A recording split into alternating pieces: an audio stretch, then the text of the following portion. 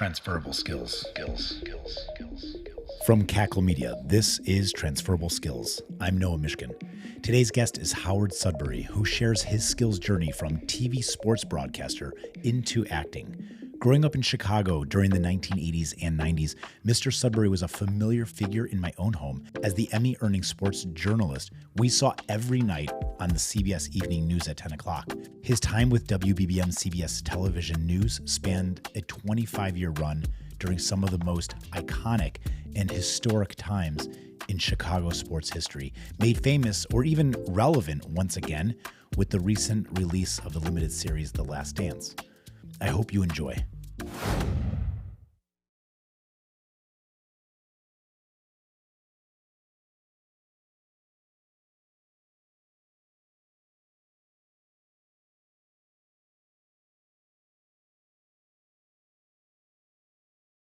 Mr. Sudbury, Howard, if you don't mind, for the sake of brevity, welcome to the show. Thank you, Noah. Good to be on with you. When you started your career, what were you thinking about as a future the question of what do you want to be when you grow up? What was that to you? Yeah, it's funny you mentioned that question. What do you want to be when you grow up? And in my dad's generation and my uncles, nobody asked them, what do you want to be when you grow up? They just would say, I could go to work and make a living so I can put enough food on the table. That option wasn't there, but each generation, you get better opportunities. I was really lucky throughout my entire broadcasting career because in junior high, I knew what I wanted to do. And you're too young for this, but when I was growing up, WLS radio, 890 AM people were listening to AM radio then, and it was one of the biggest radio stations in the country. And the disc jockeys were big deals, and they were big stars. I wanted to be a rock and roll disc jockey and just play music. I thought that was the greatest thing in the world, and I wanted to work at WLS in Chicago. So anyway, I got started in radio at a really young age, and then I worked at a radio station that had a TV station in the building, and I pivoted into TV, and then I worked for Peoria, Cedar Rapids, Iowa, Louisville, and Cleveland before I got back to Chicago. You're met with a moment where you could be directed towards television. Was that something that was more interesting equally? It's different. It's a very different medium. Yeah, they are. Before I had gone, there was an AM FM TV in Peoria, WMBD, that was in the same building. So that's where I got the TV opportunity. I had worked at a little bitty radio station about an hour south of Chicago in Mendota, Illinois. I liked radio a lot. I still like it. And I looked at it as I knew that radio was really no security whatsoever. You could work at the best radio station. They could change the format the next day, and rock and roll station becomes country. On Friday, they make the decision. On Monday, they're a country station, and they fire everybody. And I just didn't want to bounce all around the country. TV interested me, so I started doing the weather a little bit as a fill-in. And the funny thing about doing the weather, the reason I was able to do a decent audition was because, like, when I was 4 years old, you were talking about watching the local news when you were a kid. I used to watch it and imitate the weatherman. I'd get a chalkboard out and draw an outline of the United States and draw highs and lows on it and just mimic. And I remembered that my entire life. So basically in the audition, I just mimicked what I had seen weathermen do. So anyway, I started filling in on the weather. And my interest was in sports. So I started doing a little bit for them. And then I faked an audition at another station in town. They recorded it for me. And I sent it to Cedar Rapids when I applied for a job. Like I worked on the news at the station doing the sports. And I got a job in Cedar Rapids, Iowa, having never done a sportscast in my life. Your reel was convincing, clearly. It was. And they never asked me, have you actually done it? I went with it. Now, in doing that, I had to be able to do the job when I got there, and luckily I was able to. Getting your reel in there and then saying, this guy sounds good enough. Yeah, let's give him a shot. How were those early days? How did they progress, and how did you learn on the fly? I think that the technology, everything was changing so much back then, even for them, that there was a transition being made from shooting film out in the field with interviews to electronic video. And so they were learning at the same time. So yeah, I had a learning curve, but It wasn't real rocket science. I didn't have any trouble picking it up, and I learned pretty quickly. I think I worked with the producer and showed me how to put the sportscast together before I started on the air. So the transition, I don't remember it being difficult. It's probably something much like when you were younger, acting out the weather forecast. It's something that just came natural to you, at least from the performance standpoint, I imagine. And then you just got to learn all the other details. Yeah, yeah. I think that for lack of a better term, I might have had a knack for it. It came fairly easily to me. And then once I started rolling and I had a month, 2 months or whatever under my belt, then it became routine and I knew what I was doing pretty much. Give me a little visual. What time of day are you on, and what kind of news or subjects are you reporting on? Well, when you're doing sports, it depends on what you're doing that day. If you're anchoring on the news and the news is at 5, 6, and 10, you would probably get in early afternoon and start putting it all together. You have to, be up in the morning to know what's going on in the world and see if there's any breaking news in sports, because you have to be on top of that. If there could be a press conference called, I worked in Cedar Rapids, Iowa. That was my first full-time job. And if the University of Iowa football coach got fired and there's a press conference at 10 o'clock in the morning, you got to be ready for that. So, you're on call all the time because anything could happen at any time. But a typical day where there's nothing out of the ordinary going on, you'd go in early afternoon and you get the sportscast ready. After you do the 5 and 6, then the 10 becomes easier because it's just really recapping any games or anything that happens in the evening. Hey, are you responsible for all that research and awareness, or do you have other people looking out for you and feeding you some of the research, some of the information? Well, in smaller markets, you're pretty much responsible. You might have a producer helping you a little bit, but you're pretty much on your own. By the time you get to Chicago, you've got quite a few producers that help with all that. In fact, they can put it all together. You write it because it's your words, and you use a teleprompter, but you're using a teleprompter that you have written all the words. So you're just performing or speaking in your own language. That's all up to you, but they might cut all the highlights and then you take a look at them. And they do a lot of the preparation. The teleprompter, is that verbatim, or are those essentially outlines that you are talking and speaking to? How accurately are you reporting based on what you have previously written? Well, you write them, you're going verbatim. The most important thing that the script is for is that it goes to the director and the audio person, the producer, and they need to use it for cues, for role cues, the directors, because if you're talking about a Cubs game and you say whatever the last line is and they had a rough day, they got beat 5-2, boom, that's where the video highlight comes up. So you got to hit that roll cue, so when they know when to roll in that highlight that you then talk about and describe what went on in the game. The rest of it you can ad lib in there. You just can't get so far off script to where they're lost. If you're out in the field and you're doing a live shot from Wrigley Field, you don't have any script or anything, you just talk, but you give them a roll cue before you go on the air so they know when to hit the videotape. To the untrained eye or ear, sometimes you don't notice why something feels weird, but if you step back or the details of how the production goes about, you can see the difference in a 2-second delay of something, of why something did not transition. Everyone's heart probably skips a beat and there's probably like a moment where no one's breathing and you're trying to figure out what now or what to do. But even just a couple second delay is noticeable. At least you can feel it. So something that's a well-oiled machine planned out and you're in sync, which probably comes, tell me if I'm wrong, comes from working together with a crew for a while and you're in step together and it goes seamlessly, I imagine. I don't know about seamlessly, but mistakes can happen at any point to where you shouldn't be able to tell when you're watching TV if the director is 2 or 3 seconds off on before the highlight comes up. Through experience and being able to ad lib, you just keep talking until it comes up. At a certain point, if there's a big problem and it's not going to come up, it becomes obvious to the audience. You might just own up to it and say, we're going to go on to the next thing or whatever, but usually works fine. But I've been through and doing it for so many years, all kinds of, I don't want to use the word catastrophe because it's not catastrophic anybody except us. Uncomfortable, awkward, maybe? Yeah, I don't even know about awkward. I got to the point to where I just rolled with the punches. If mistakes happened and it was an abomination, I just laughed at it. Sure. I remember growing up, one of my favorite things to do for either birthday parties when we were younger or Saturday night was sports bloopers. And being a sports journalist, maybe you found those funny. I don't know. But to me now, and maybe it's could be stressful, a trigger for you, but anchor news bloopers equally as entertaining for a lot of people to watch.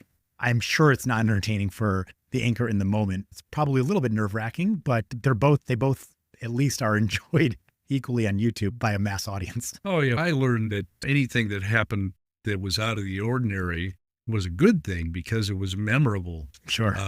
Things you couldn't plan for. I worked in Cleveland for 4 years, and I think, what is it? America's Home Videos is still on. That's right. Dick Clark Productions back then had, I think it was called Life's Most Embarrassing Moments. And they used a sportscast of mine because I used it to my advantage. Every video that I led into, the wrong one came up. So they were all completely out of order. But I rolled with it and just ad-libbed my way through it. And it became pretty funny. And so they used that.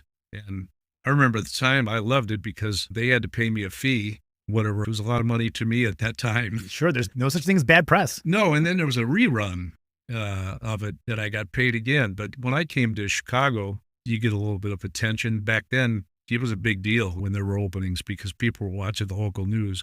And when I came here, a lot of people had seen that video and knew me from that. When stuff goes wrong, unless you panic, which could be memorable to the viewer too, unless you panic, it's okay. Sure. Now they're relatable to the audience. They have a personality. And sometimes I think that goes a long way in establishing someone's trust, confidence in somebody, because suddenly like you see a little bit of yourself in them. You're breaking that third wall. Yeah, you have to, after a while when you're on, people have seen you in every possible circumstance, and you have to have a human quality is what you're talking about, that you're not a machine or a robot that is sitting up there. And like I said before, I was lucky throughout my entire career, and I was lucky that when I started in Chicago and most of the years that I worked, the local news was relevant. People came home from work and they turned on network TV, 4:30. They watched the 5 o'clock news. They watched the network news at 5:30. The local news at 6. They watched CBS, NBC, or ABC in the evening in prime time. That was where the majority of the people watched. They watched 10 o'clock news, and then they watched Johnny Carson or David Letterman at 10:30. That was the routine. That's all obviously out the window now. Even myself, I can't remember the last time I watched the local news. I don't even know what's on TV at 5 o'clock. I grew up in a household that it was part of our ritual. Yeah. It was the 10 o'clock news. My father worked in sales, and he would usually get home just before that. I don't know how old I was, but starting at a very young age, like that was what we watched at 10 o'clock. Yeah. I have a longstanding debate with friends of mine from the East Coast, which is the right time, the 10 or 11 o'clock, because they're getting their news at 11 o'clock on the East Coast. And I cannot fathom for the life of me how people stay up to watch the news and then how people stay up to watch the late shows. That's an ungodly hour for me. I don't get it. But to me, I'm like Midwest, where it's all about reasonability, and 10 o'clock is very reasonable. It is. And I've thought about that. You look at when they schedule sporting events and they have them starting at 8 o'clock Central Time, 9 o'clock out there. So people are watching their team play in the playoffs until 1 o'clock in the morning. Yeah. When did you find yourself relocating to Chicago? 84, I came here. So it was a great time in sports. That fall, the Cubs went to the playoffs, and they were within a game going to the World Series. When they lost to the Padres, the Bears were getting good. They won the Super Bowl the next year. Jordan was drafted in 84. Sports was really huge through the 80s. And then the 90s, the Bulls won the 6th championship. Sports was headline material. You think about right now, first of all, very few people are watching the local news. I don't know if you could ask all your friends, you watch the local news, and I don't know if you could get 1 out of 50. Yeah. I was lucky because sports was a big deal. Teams were winning championships. People wanted to know everything that the 85 Bears team was doing, everything Ditka was saying, everything that Michael Jordan did was a big deal. It was all news. Michael Jordan going shopping was news. Yeah, sports was news then. I was lucky. Coming into a market at this emerging the Bears and the Bulls at least, Cubs coming off of a just shy of World Series. Could you ask for anything more coming into this market? But at the same time, does that add a certain level of pressure? It's extremely busy and it's tiring when a team is in the playoffs, like the Bulls in the 90s, when they'd play in the finals against Utah. There were 2 trips out there back and forth. Then you play here. There's practice in between. The pressure was really from you try to get something that the other stations didn't get. So you had something, a little bit different. I had a pretty good relationship with Jordan because we did a Sports Extra show on Sunday nights at 10:30, and we signed him. So he was in the studio with me and him on the set. So after games, I could get interviews with him, but like back behind the podium. I would sit back there with my camera. I could get things that other people didn't get.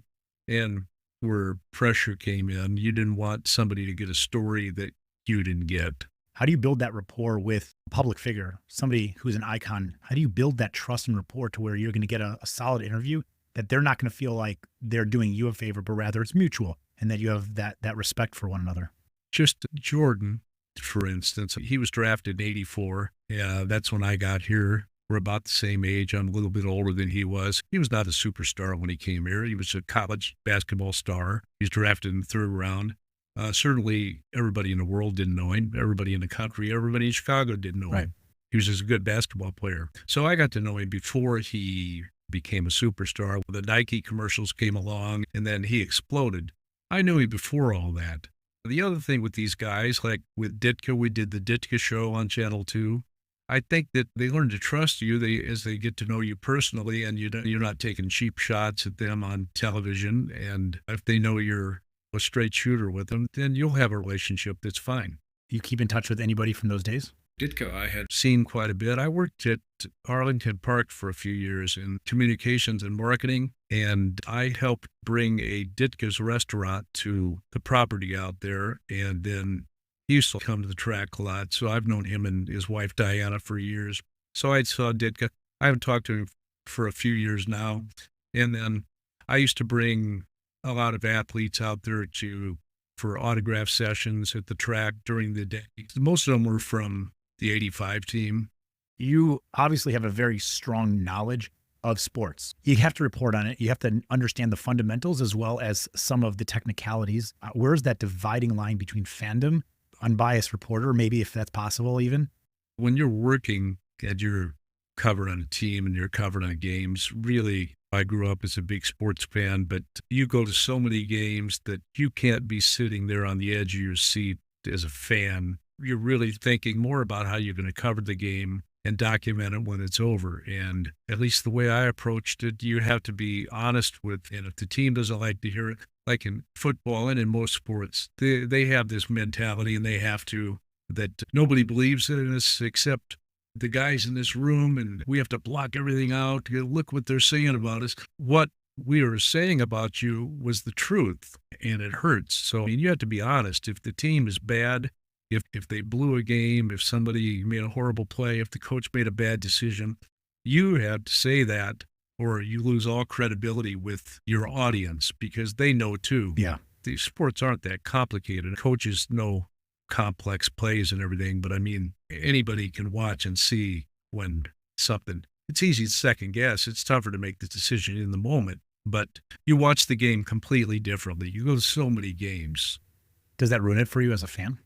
Yeah, to a certain extent it does. It does. Yeah. The difference now is that I don't have to watch. I can watch what I choose to watch. Baseball, 162 games. That's a lot of games. My gosh, during the season, but I'm not on the edge of my seat. Yeah. I watch it in a completely different way now.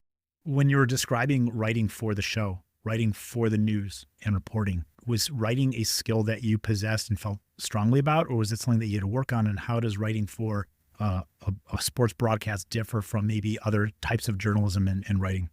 Yeah, it's different. It's more succinct. You don't have a lot of time. Sportscast is probably 3.5 minutes long. So you have to keep everything succinct. So it's a lot different than writing, people that write for a newspaper. And then there are a lot of different sets and people that write for a newspaper. There's the guy that or a woman that writes the recap of the game, the beat reporter. Then there's a columnist that writes their opinion.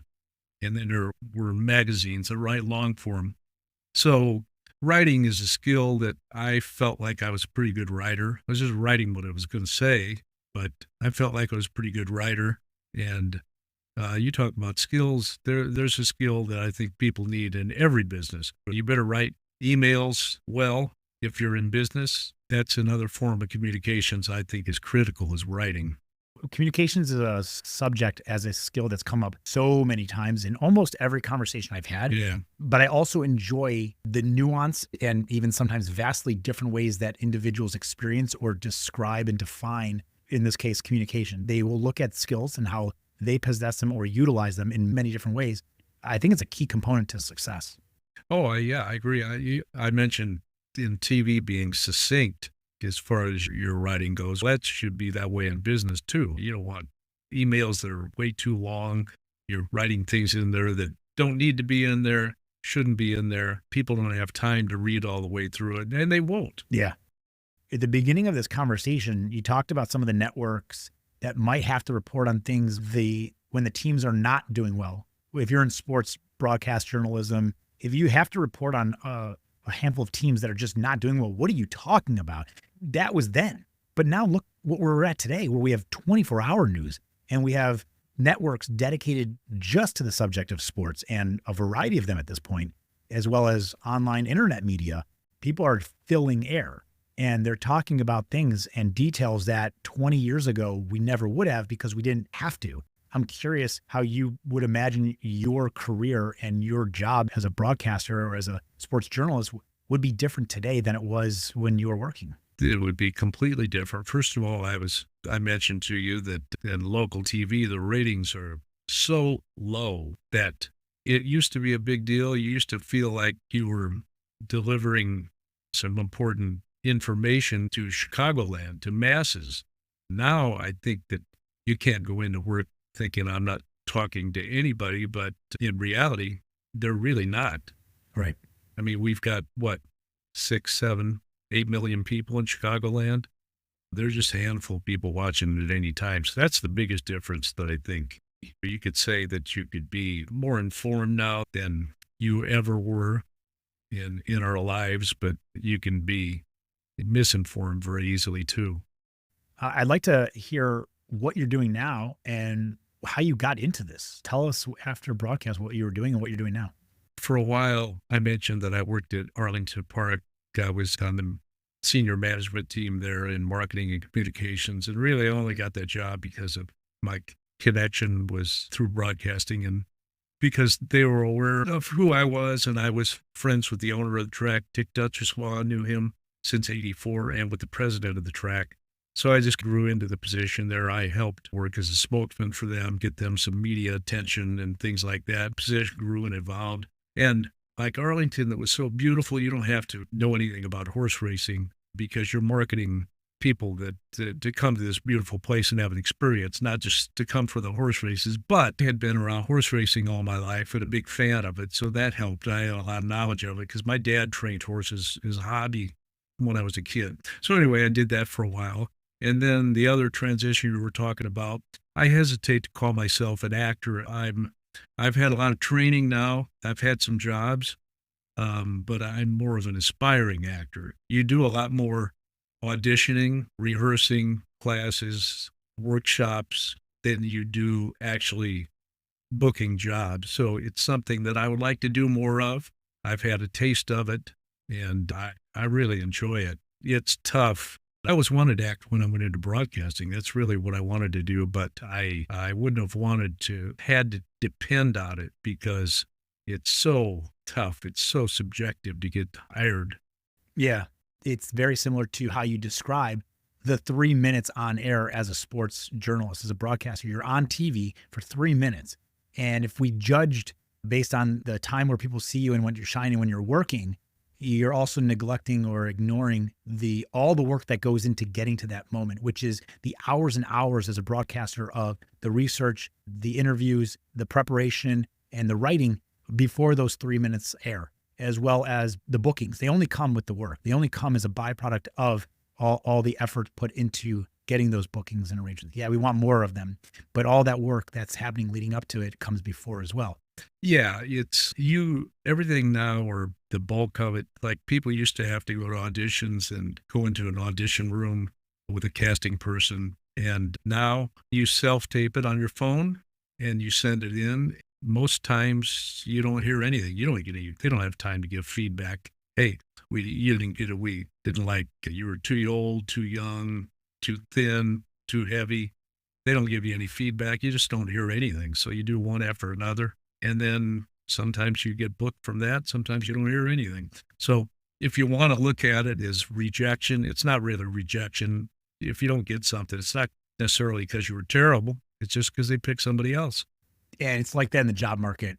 I know a lot of people who have been looking for the last year or two for different jobs. Either they needed to change or wanted to change. The majority of people have a very similar shared experience of you apply and you never hear back. Yeah. And you're right. They don't have the time to, first of all, let you know. You might get an automated email saying the position has been filled. Right. Or sometimes you say, we've decided to go in a different direction, but you never even interviewed. A lot of people feel burnt out because they're putting in that effort, but they're not hearing anything or feedback. Like you said, it's not rejection. It's just simply, we got so much noise. We got so many strong candidates. We just can't get back to everyone. So we're just going to pick the one and move on. It's tough to develop that mentality to get up out of bed and realize that you didn't get something, it wasn't necessarily your fault, and you got to go on to the next thing. But it's tough. Yeah. You got to be mentally tough. You also have to have a lot of luck. It's tough for young people to hear that most jobs you get, I would say most, it's just a random thing where everything lines up, or somebody you know, or a connection, and you just got to hang in there until it happens. Man, I couldn't have said that any better. Not everything comes because you worked hard. Sometimes it's just luck. Sometimes it's happenstance. Sometimes it's coincidence. So 50-50 maybe. Luck and that hard work. Yeah, I think important advice is reclaiming your life, even if you make a lower salary. Money's a reality in life. You have to have enough to be able to take care of your family or take care of yourself or do what you want to do. But quality of life is important too. Being on the clock all the time and having to answer emails for some companies at 11:30 or 12 o'clock. There are bosses, and you've seen the stories, that expect people to answer emails in the middle of the night. It's ridiculous, and that's no way to work. That's no way to live. No, it's not. Man, this has been a true pleasure. I think I could talk for another 3-4 hours about this and many other subjects with you. And I just want to say thank you for sharing your background, your skills, your experience, your stories with us. It's been a true pleasure to have you on the show. Thank you very much. Hey, thank you, Noah. And thanks for remembering me. That's always nice to hear. And it was my pleasure. I want to thank Mark Morgan for recommending Howard as today's guest, and to you, our listeners, for joining us on this episode of Transferable Skills. Remember, the skills you've gained can take you anywhere. Until next time, keep exploring those transferable skills.